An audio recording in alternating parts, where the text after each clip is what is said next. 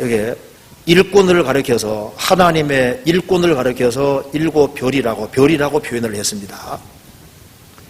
초대교회 당시에 예수님을 따르던 가룟유다를 제외한 11지자들, 주님의 사도들은 그 당시에 별과 같은 존재였습니다. 왜냐하면 그들은 전도에서 사람들의 마음을 움직여서 그리스도를 찾게 만들고 그리스도와 연결시키는 그 역할을 했기 때문에 그런 의미에서 별과 같은 역할을 하는 거다 그 말입니다.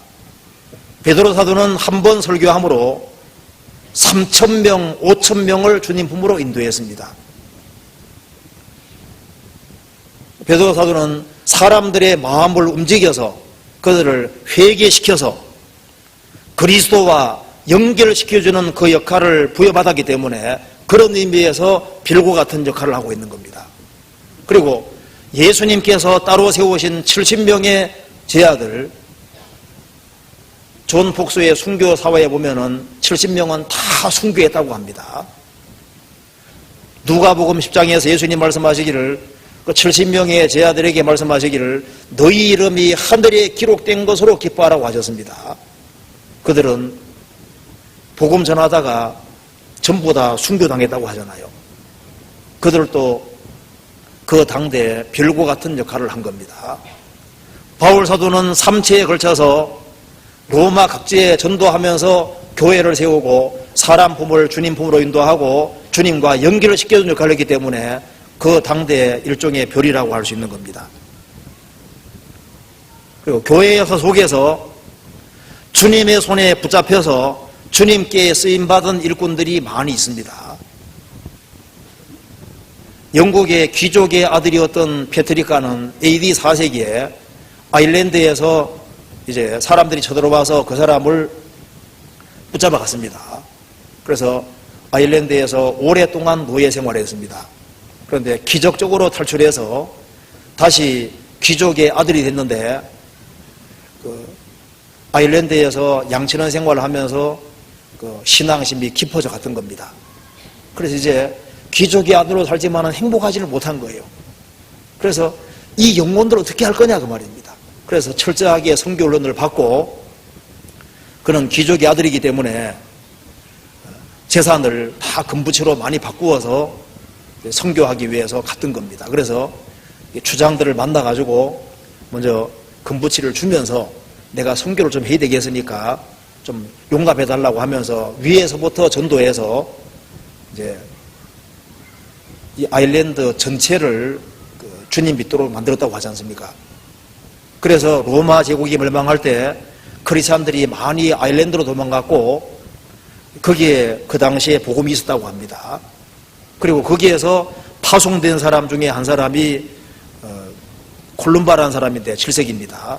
그 사람이 이제 스코틀랜드에 전도로 갈 때 12명이 같이 갔는데 배를 다 불질러 버리고 이제 우리가 이 나라를 복음화 시키든지 아니면은 우리는 절대 본국으로 돌아갈 수 없다.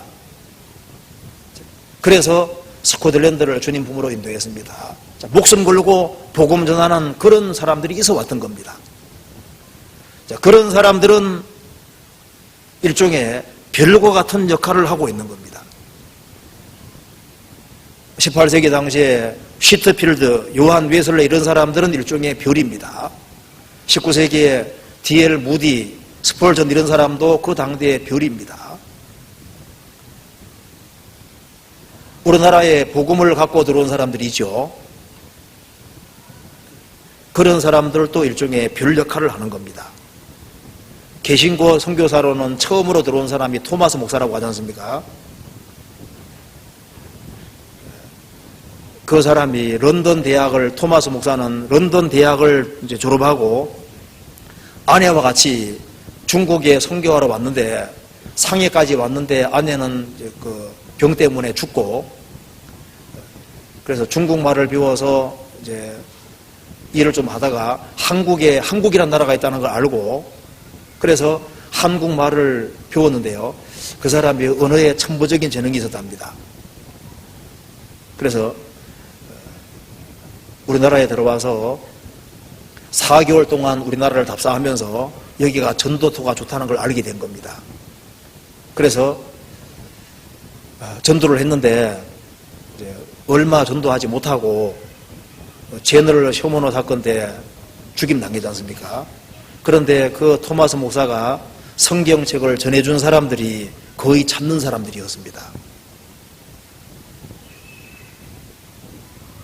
제너럴 선교 사건, 쇼머너 사건 때 물론 참수형 당해 죽었지만은 자기를 죽이는 사람에게도 성경책을 주면서 내 목숨보다 더 귀한 것이라고 하면서 전해줬다고 하지 않습니까? 그 사람이 나중에 전도사가 되었습니다. 어쨌든 간에 별과 같은 역할을 하는 사람들이 있습니다. 근데 그것은 과거만 그런 것이 아니라 지금도 마찬가지입니다. 지금도 주님이 세우신 교회가 있고 주님이 세우신 일꾼들이 있습니다. 성경서 봅시다. 에베소서 4장을 보시겠습니다.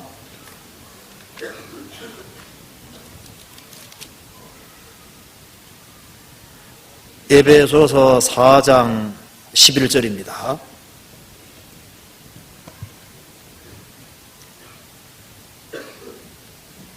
그가 혹은 사도로 혹은 선지자로 혹은 복음 전하는 자로 혹은 목사와 교사로 주셨으니 이는 성도를 온전케 하며 봉사일을 하게 하며 그리스도의 몸을 세우려 하심이니라.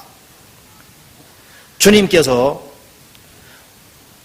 혹은 사도로 혹은 선지자로 초대교회 당시에 사도가 있었습니다. 지금은 복음 전하는 자 혹은 목사와 교사가 있습니다. 이는 성도를 온전케 하며 봉사일을 하게 하며 그리스도의 몸을 세우려 하심이니라. 주님 몸된 교회를 세우기 위해서 복음 전하는 자가 있고 목사와 교사가 있다고 얘기했습니다. 주님이 세우신 교회가 있고 주님이 세우신 일꾼들이 있습니다.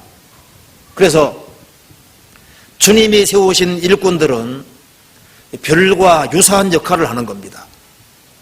불신자들의 마음을 움직여서 죄를 깨닫게 하고 그리스도와 연결시키고 또 구원받은 사람들로 하여금 주님을 바라보고 주님을 따르도록 만든다는 그 의미에서 일종의 별 역할을 하고 있는 겁니다.